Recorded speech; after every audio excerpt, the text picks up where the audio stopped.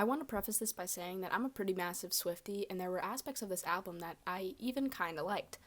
But I'm not stupid. It isn't very good, and it definitely deserves a lot of the criticism it's getting. But, maybe not all of it.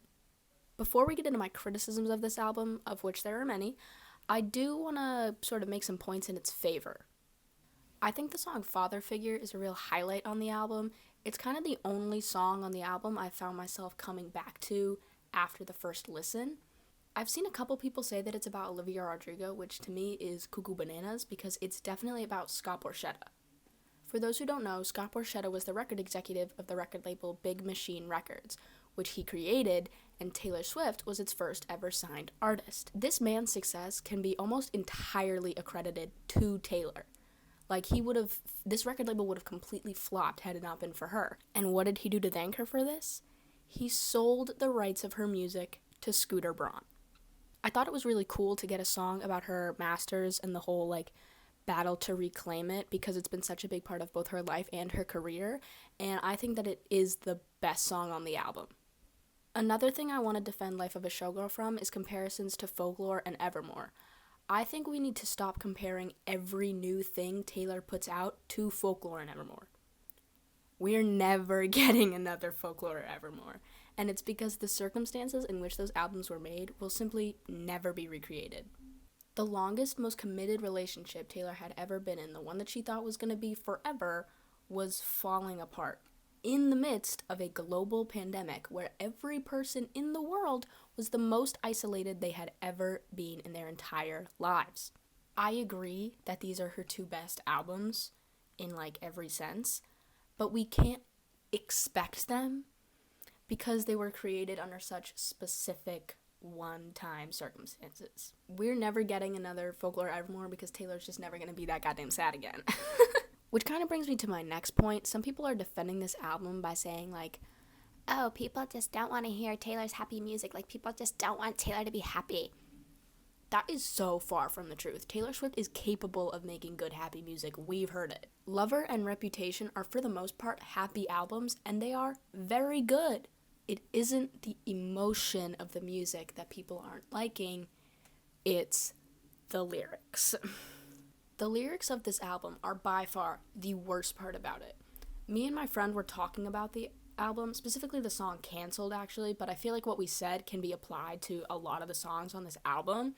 What we said was, it's really good if you don't speak English. The beats on this album are good. The vocals are good. Maybe not the best we've ever seen from Taylor, but certainly not the worst. The lyrics, however, are absolutely the worst we've ever seen from Taylor. Even if you are a defender of this album, even if you liked the album, you have to admit that they're the worst lyrics we've ever seen from Taylor. She used to be Miss Metaphor. I mean, we're talking about the same bitch that instead of saying, "It was cold, you gave me your jacket," said, "November flush and your flannel cure." And I know I said no more Evermore comparisons, but it's the first metaphor that came to mind, okay? Now she's saying things like dickmatized. Girl, we know the song is about his dick. You do not have to spell it out for us. I actually kind of liked the song Wood on first listen because I thought she was saying hypnotized, but when I found out she was saying dickmatized, it certainly brought the song down a few pegs. These lyrics are just so much more on the nose and literal than all of her other lyrics, or at least most of the lyrics we've seen on previous albums. And another problem with them is how millennial internet cringe they are. People are really harping on the "did you girl boss too close to the sun" line, and for good reason. It's awful. And then also the "bad bitch savage" line on Eldest Daughter. Eldest Daughter is by far the most disappointed I've ever been in a Taylor Swift song. What I thought was going to be another classic, introspective, #relatable Taylor track 5 was actually completely Travis-centered. I feel like all of the songs on this album are Travis-centered. She clearly wrote them with him in mind, which I have no problem with. She's always done that, and I've always eaten it up. But I feel like she also wrote them with the, intent that he would enjoy the songs. Girl, I know you love him, but do you have to write songs at his reading level? Something I've had to admit after listening to this album is that Taylor's just one of those girls who adopts, the beliefs and traits of her boyfriend when she starts dating them. Everything in this album has been dumbed down, and it's probably because she's had to dumb down every other aspect in her life since she started dating Travis. I think her relationship with Joe really changed her in that, like, she thought it was going to last forever, and then it fell apart. So now she's sacrificing more and more to make sure that the same thing doesn't happen with this relationship. And one of the things that she sacrificed is her outspokenness, and this really disappoints me. Taylor used to be, like, relatively outspoken about her political views, and now, in a time where it's more important than ever to stand up for what's right, she's gone silent. Her platform is too massive to be doing this. She does have a responsibility to speak up about these issues, and she isn't doing that. That being said, I do think some people are taking this sort of shift a little too far, and what I mean by that is people have been speculating that the song Canceled is about, like, Brittany Mahomes, who was canceled for being MAGA. I don't think this is necessarily the case. I think Taylor has said way too much in criticizing the Trump administration to ever go, like, full-blown MAGA defender. I don't even really think her and Brittany Mahomes are actually friends. I mean, they have to share this space together a lot, like, both with Patrick and Travis and all that, and, like, they're gonna be at the games together, and they're both gonna cheer and celebrate together when the team does something well because they're both there to support that team. But if I'm keeping a buck with y'all, there are plenty of pictures of me out there partying with people that I don't particularly like. I've seen some people speculate that Canceled might be about Blake Lively and Ryan Reynolds, and I think that this is probably more likely the case, but if I'm being honest, I don't know that much about Blake's whole case going on right now, so I'm not going to speak on it because I'm not very knowledgeable on that specific topic. Another celebrity that's been brought up in damn near every conversation about this album is, of course, Charli XCX. Now, to understand this, you need a little background knowledge. On Charli's 2023 album, Brat, there was a song called Sympathy is a Knife, and this song is almost certainly about Taylor. At the time, Charli XCX was dating the drummer of the 1975, George Daniel, and Taylor was dating the lead singer, Matty Healy. Therefore, Taylor and Charli were seeing a lot of each other at this time. Charli sort of wrote Sympathy is a Knife about how she doesn't really like seeing Taylor all the time because Taylor makes her feel so insecure just due to her sheer, like, success and, like, celebrity and all that. Specifically the line, "Don't want to see her backstage at my boyfriend's show, fingers crossed, I hope they break up quick," is what solidified people's theories that, like, this song was definitely about Taylor Swift. Now people are speculating that Actually Romantic on Life of a Showgirl is a response to Sympathy is a Knife, and that could be because of the lines, "I heard you call me boring Barbie when the cokes got you brave, high-fived my ex and then you said you're glad he ghosted me, wrote me a song saying it makes you sick to see my face." Basically, Actually Romantic is Taylor being like, "Oh my god, you're literally obsessed with me. It's so adorable." Here's how I feel about this. If Actually Romantic is truly 100% a straight-up response to the song Sympathy is a Knife, then it is embarrassing for Taylor. For one, Actually Romantic is just not as good of a song as Sympathy is a Knife. And number two, Sympathy is a Knife wasn't even a diss track to Taylor. It was about Charli's own insecurities. It wasn't insulting or criticizing Taylor really in any way. But something I feel like we need to remember as fans is that we don't know everything about these people. They're not telling us every detail about their lives in their songs.